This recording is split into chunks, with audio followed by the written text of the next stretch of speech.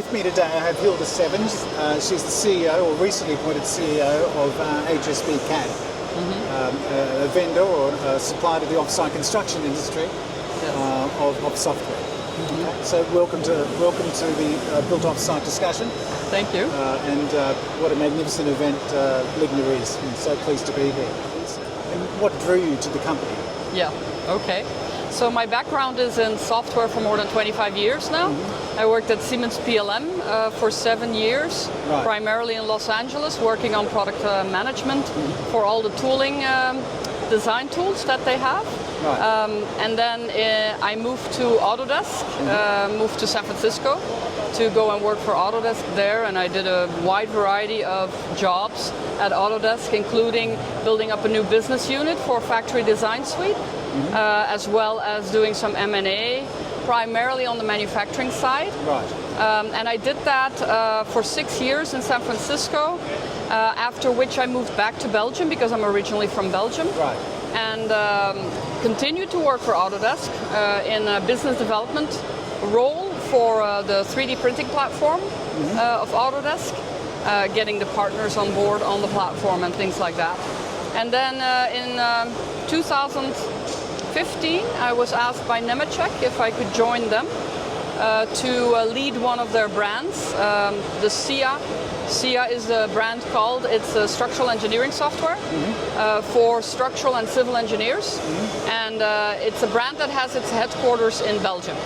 And so I became CEO of that brand, joining the Nemetschek group, which is an AEC, platform, or a company that has a whole set of AEC tools. And so that was my first endeavor in the AEC world, because I've always been in manufacturing mostly. And so I was working in that company for 6 years, and then I decided I needed something different, and I resigned, and I wanted to give back. So I joined a community college. I taught a year in international management, and did that a year, and then I decided, okay, that's not for me. That was very interesting, and I had a good time, but it's not where what I want to do in the long run. So I started doing consulting, and then at the end of 2022, I was asked by hsbcad if I wanted to do an assessment on the company and the opportunity for the future. And so I did an assessment, and I put forward a recommendation on how to move forward with the company. And then they asked me, don't you want to come and help implement that? And so that's how I got at hsbcad. And I have to say, when I stopped my role at SIA, at Nemetschek, one of the key elements that I really was looking for in the next job was I wanted to do something good for the world. And I think hsbcad does that. It's off-site timber construction. And if you know that the construction industry is responsible for about 30% of the CO2 emissions worldwide, that's like incredible, right? And why is that? Because of a lot of is the concrete and the steel, but it's also the on-site construction that is very wasteful. 25% of materials on-site go into the landfills. It's not used. So the construction industry in and of itself, for one, hasn't really evolved the way manufacturing, for instance, has. It's kind of felt like a standstill. If you go to a construction site today, you could almost compare it to a construction site 50 years ago, apart from the fact that they have some different materials that are better, and but other than that, it's pretty much the same. Whereas offsite is a whole different story. So on the one hand, what drew me to hsbcad was the fact that it's actually a much better way of doing construction, because it's much more sustainable than anything else. That's on the one hand, and on the other hand, it's kind of like the marriage of my history. Everything you've said to me, it's very much a recognition in terms of all your past professional endeavours. It's a marriage of industrial design, an exposure to, if you like, software development and implementation, and also harnessing your, a deep, what I would say is a clearly deep-rooted recognition the responsibility of environmental management and everything that flows from that. Yes. So in many respects, it appears as though that there's almost a sense of predestination. Yeah, it's a match made in heaven. Interesting. And that, coupled with the fact that I had 2 years the time of getting to know the team. And you know, a company is nothing. Huh? A company in and of itself is a brand, but it's an empty shell. What makes a company? And certainly in the software industry, it's the people. Huh? And so the team at hsbcad is awesome. We have great people, really, across the world. Huh? So here I was thinking, okay, it has this manufacturing element because it's factories. It has the construction element, you know, what I've been doing at Nemetschek, right? It has the sustainability element. It is global, which was also important for me. I didn't want to. I really like to work in a global environment because I've been doing that all along. And then great people, a great team. I mean, if you know that our tenure of our team is on average 9 years.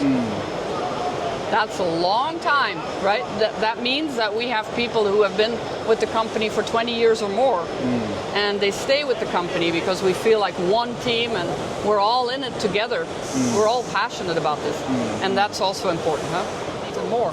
I think we haven't really emphasized enough what a difference the offsite timber industry can make for the construction industry. Of course, if you look at construction, it's not growing that fast, but in the offsite, it is growing much faster. So that industry is going to gain more and more. I wouldn't say power, but it's gonna have a bigger and bigger impact, and therefore also a positive impact. So I think. On the team side, there is definitely that passion, but I think I'm particularly extremely passionate about that sustainability element. So I'm actually driving that even more to make them aware.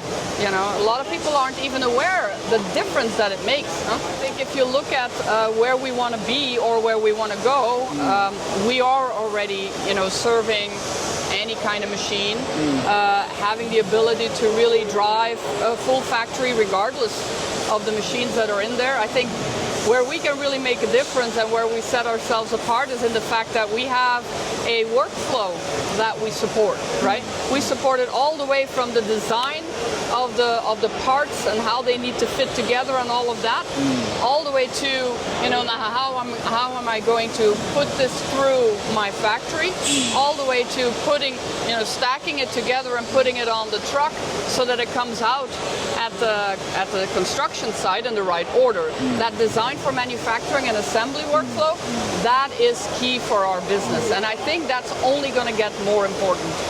I think we started with design. As a company, we started with design, and we slowly but surely build up our tool set to support that whole workflow, and I think that's going to be more and more important in the long term. We have a lot of customers who get very interested when they see our make product, just because they see what it can really bring from a value perspective. Right. The value is huge, huh? Right. We had a customer who was spending thousands and thousands of euros on just the paperwork for getting the projects through the factory, just the paper. And that is not of this time anymore. Also, that's not very sustainable now, is it? So Make actually digitalizes that workflow. Right. And we went to visit one of our customers in the Netherlands a couple of days ago, and they were saying that they had people at the work floor that really didn't use computers at all, not even at home. And all of a sudden they had to go from a package of paper to a screen. And they were like, oh, I don't know if I want to do that. Within a month, when you would come with your paper, they would go like, I don't want to have the paper. I want to, you know, this is much easier for me to understand, you know, what I need to get done at a certain station, you know, in the factory. More and more. We have people in our team who actually teach at universities, but I think we can do better. We should engage in that a lot more and actively, because I do believe that that's the future, right? The students who come out of school are the ones who are going to want to use these kind of tools, and if they've never heard of it or they've never seen them, then of course how are they supposed to to know about them, right? Well, I think one of the key things that I learned too from that one customer that we visited was that somebody asked, are all these people educated in carpentry who are working on the machines? And he said, no, they're not educated at all. But because of the digital tools, they can, I mean, it's not that hard, but you do need to make that shift, right? So if you go to a digital, what I would call a paperless factory, because that's ultimately what you're going after, it's a shift, it's a mindset shift. But I've worked with paper in the past just as much, right? You try and find some detail on a paper if you have a stack like this. It's not going to be easy.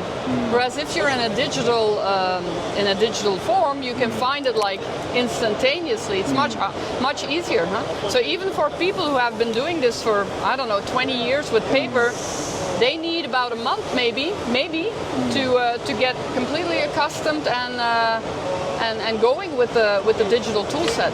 Of course, from the management of the factory, they need to go for it. Huh? When they say, okay, we're going to a paperless factory or we're going to go for a digital twin, they need to say, okay, we're going to move our organization towards that.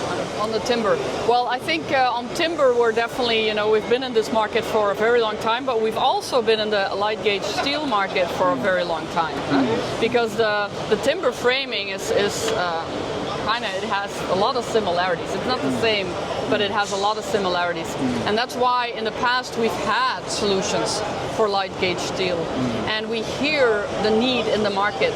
And some of our customers do both. And you got to serve that too. So I think we're definitely going to grow in that market as well, in light gauge steel, and start developing solutions on that. As they do that, they see the efficiency gains. They see, how much better they can get the job done, how much more controlled it is. Also, how much easier it is to find people to work in a factory environment than to go stand on a scaffolding in God knows what kind of weather, and almost risking their lives, right? And it's hard to find people to do those jobs. But it's much easier to find people to do the job in a factory, because that's controlled, that's contained, they can learn, and it's a much easier way of finding your employer. Hilde, it's been an absolute delight speaking to you today, and thanks so much for your thoughts, and look forward to speaking to you further. Yes.